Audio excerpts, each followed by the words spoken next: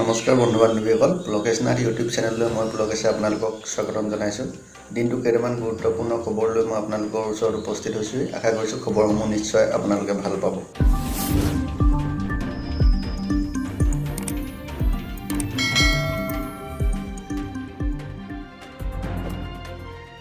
NEET আৰু JEE mains প্ৰৱেশ পৰীক্ষাৰ দিন ঘোষণা কৰিছে। উল্লেখযোগ্য যে কৰোনা ভাইৰাছৰ বাবে স্থগিত হোৱা নীট আৰু JEE মেইনছ প্ৰৱেশ পৰীক্ষাৰ দিন ঘোষণা কৰা হৈছে। 18 জুলাইৰ পৰা 23 জুলাইলৈ JEE মেইনছৰ প্ৰৱেশ পৰীক্ষা অনুষ্ঠিত কৰা হ'ব। নীটৰ মূল প্ৰৱেশ পৰীক্ষা 26 জুলাইত হ'ব। এই কথা প্ৰকাশ কৰিছে মানৱ সম্পদ উন্নয়ন মন্ত্ৰী ৰমেশ পোখৰিয়াল নিশাংকে। দেশৰ প্ৰায় 9 লাখ শিক্ষাৰ্থীয়ে JEE মেইনছ পৰীক্ষাত অৱতীৰ্ণ হোৱাৰ বিপৰীতে প্ৰায় 16 লাখ শিক্ষাৰ্থীয়ে নীটৰ পৰীক্ষাত অৱতীৰ্ণ হ'ব। প্ৰৱেশ পৰীক্ষাৰ সবিশেষ তথ্য নেট নেশ্যনেল এজেন্সি টেষ্ট ৱেবছাইটত উপলব্ধ হ'ব বুলি কেন্দ্ৰীয় মন্ত্ৰীগৰাকীয়ে জানিবলৈ দিছে। আনহাতে JEE এডভান্সৰ প্ৰৱেশ পৰীক্ষা অহা আগষ্ট মাহত অনুষ্ঠিত হ'ব বুলি তেওঁ জানিবলৈ দিয়ে। আনহাতে বৰ্তমান চলি থকা লকডাউনৰ বাবে চলিত মে' মাহ গৰম বন্ধ হিচাপে ঘোষণা কৰিব পাৰে ৰাজ্য চৰকাৰে। ৰাজ্যৰ স্কুলীয়া ছাত্ৰ ছাত্ৰীৰ ভৱিষ্যতক লৈ শৈক্ষিক মহল, অভিভাৱক, ছাত্ৰ ছাত্ৰীসকলো চিন্তিত হৈ থকাৰ মাজতেই চৰকাৰে অচিৰেই কেইটামান গুৰুত্বপূৰ্ণ সিদ্ধান্ত গ্ৰহণ কৰিব বুলি জানিবলৈ দিছে। লকডাউনৰ সময়ছোৱাত আৰু তাৰ পৰৱৰ্তী পৰ্যায়ত চলিত শৈক্ষিক বৰ্ষটো আগুৱাই নিয়াৰ স্বাৰ্থত বিভিন্ন পন্থা হাতত লোৱা হৈছে। ৰাজ্য চৰকাৰে গঠন কৰি দিয়া টাস্ক ফ'ৰ্চে এই বিষয়ত বিতংভাৱে আলোচনা কৰিছে আৰু শিক্ষামন্ত্ৰীক এলানি পৰামৰ্শ আগবঢ়াব। ইয়াৰ ভিত্তিতে গৰমৰ বন্ধ লকডাউনৰ মাজলৈ আগুৱাই অনাৰ সম্ভাৱনা প্ৰকট। উল্লেখযোগ্য যে ইতিমধ্যে শিক্ষামন্ত্ৰী হিমন্ত বিশ্ব শৰ্মাই ঘোষণা কৰিছিল যে 31 মে'লৈকে শিক্ষানুষ্ঠানসমূহ বন্ধ থাকিলেও শৈক্ষিক বৰ্ষটো ৰক্ষা কৰিব পৰা যাব। জানিব পৰা মতে COVID-19 দুৰ্যোগ নিয়ন্ত্ৰণলৈ আহিলে তথা স্বাভাৱিক পৰিৱেশ ঘূৰি আহিলে 1 জুনৰ পৰা চৰকাৰে চলিত শৈক্ষিক বৰ্ষৰ পাঠদান পুনৰ আৰম্ভ কৰাৰ নিৰ্দেশ দিব। সেৱা পাঠ্যক্ৰমৰ বিদ্যালয়সমূহ শৈক্ষিক বৰ্ষৰ 2 মাহ পাছতেই বন্ধ হৈ পৰিল আৰু CBSE পাঠ্যক্ৰমৰ নতুন শৈক্ষিক বৰ্ষ আৰম্ভই নহ'ল। এনে ক্ষেত্ৰত পাঠ্যক্ৰম হ্ৰাস কৰাৰ চিন্তাও অব্যাহত আছে। আনহাতে লকডাউনৰ মাজতো 10ম শ্ৰেণীৰ ছাত্ৰ ছাত্ৰীক শিক্ষাদানৰ পদক্ষেপ লোৱা হ'ব বুলি জানিব পৰা গৈছে। স্কুল পৰিচালনা সমিতি, ছাত্ৰ সংগঠন, সামাজিক ব্যক্তি আদিক জড়িত কৰি 10ম শ্ৰেণীৰ ছাত্ৰ ছাত্ৰীসকলক গাঁৱে গাঁৱে বিভিন্ন ভাগত সামাজিক দূৰত্ব ৰাখি শিক্ষাদান কৰিব শিক্ষক শিক্ষয়িত্ৰীয়ে।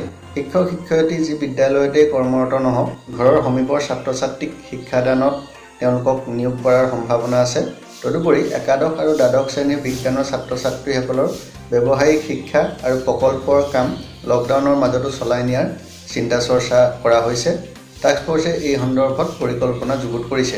আনহাতে দেশৰ ৰাজধানী নতুন দিল্লীত কৰ্মৰত অসমৰ 29 জন CRPFৰ জোৱান কৰোনাত আক্ৰান্ত হৈছে। দিল্লীৰ ময়ূৰ বিহাৰস্থিত CRPF 31 নং বেটেলিয়ানৰ এই জোৱানসকল সম্প্ৰতি চিকিৎসাধীন হৈ থকাৰ কথা আনুষ্ঠানিকভাৱে CRPFে প্ৰকাশ কৰিছে। মন কৰিবলগীয়া কথাটো যে কৰোনাত আক্ৰান্ত অসমৰ 29 জন জোৱানৰ ভিতৰত ইতিমধ্যে ইক্ৰাম হুছেইন নামৰ জোৱানজনৰ যোৱা 28 এপ্ৰিলত মৃত্যু ঘটিছে। 31 নং বেটেলিয়ানৰ সৰ্বমুঠ 137 জন জোৱান আক্ৰান্ত হৈছে কৰোনা ভাইৰাছত আৰু ইয়াৰে 29 গৰাকী অসমৰ জোৱান।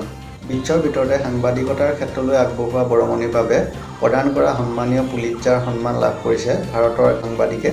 জম্মু কাশ্মীৰৰ মুখতাৰ খানে এছ'চিয়েট প্ৰেছৰ আন 2জন সাংবাদিক য়াছিন দাৰ আৰু চান্নী আনন্দৰ সৈতে এই সন্মান লাভ কৰিছে। এই অঞ্চলটোত জম্মু কাশ্মীৰক দুভাগত ভাগ কৰাৰ সময়ত চৰকাৰী প্ৰতিবন্ধকতাক নেওচি আগবঢ়োৱা সংবাদ সেৱাৰ বাবে এই সন্মান লাভ কৰিছে। উল্লেখ্য যে আমেৰিকাৰ সংবাদ ক্ষেত্ৰত পুলিটজাৰ সন্মান আটাইতকৈ সন্মানীয় সন্মানৰূপে বিবেচিত। অন্য ৰাজ্যৰ পৰা কৰ্মসংস্থাপন এৰি ঘূৰি অহা যুৱক যুৱতীসকলৰ বাবে গুৰুত্বপূৰ্ণ ঘোষণা কৰিছে গ্ৰামোন্নয়ন মন্ত্ৰী নৱ কুমাৰ দলে। ৰাজ্যৰ পঞ্চায়ত তথা গ্ৰামোন্নয়ন মন্ত্ৰী নৱ কুমাৰ দলে ইতিমধ্যে ঘোষণা কৰিছে যে COVID-19ৰ বাবে অন্য ৰাজ্যত কৰ্মসংস্থাপন এৰি ঘূৰি অহা যুৱক যুৱতীসকলক MGNREGA আঁচনিৰ অধীনত জব কাৰ্ড দি কাম কৰিবলৈ সুবিধা দিবলৈ ৰাজ্য চৰকাৰে সিদ্ধান্ত লৈছে। প্ৰধানমন্ত্ৰী কৃষক সন্মান আঁচনিৰ ৰূপায়ণত অনিয়ম সংঘটিত হৈছে। দেশৰ কৃষকসকলক বেংক একাউণ্টৰ জৰিয়তে নগদ ধন প্ৰদানৰ বাবে ৰূপায়িত আঁচনি প্ৰধানমন্ত্ৰী কিষাণ সন্মান আঁচনিৰ ধন প্ৰকৃত কৃষকৰ পৰিৱৰ্তে পঞ্চায়ত প্ৰতিনিধিৰ পৰা আৰম্ভ কৰি চৰকাৰী চাকৰিয়াল, পেঞ্চনাৰ, ৰাজনৈতিক দলৰ কৰ্মী আদিয়েহে লাভ কৰাৰ অভিযোগ সন্দৰ্ভত তদন্তৰ নিৰ্দেশ দিছে ৰাজ্য চৰকাৰে। এই আঁচনিখন ৰূপায়ণৰ ক্ষেত্ৰত প্ৰকৃত কৃষক বঞ্চিত হোৱাৰ লগতে কৃষি কৰ্মৰে সম্পৰ্ক নথকা একাংশ লোকে লাভ কৰিছে আঁচনিৰ ধন। এয়াই আছিল দিনটোৰ কেইটামান গুৰুত্বপূৰ্ণ খবৰ আশা কৰিছোঁ ভিডিঅ'টো ভাল পালে যদি আপোনালোকে ভিডিঅ'টো ভাল পালে তেন্তে লাইক কৰিব কমেণ্ট কৰিব আৰু লগতে চেনেলটো ছাবস্ক্ৰাইব কৰিব ধন্যবাদ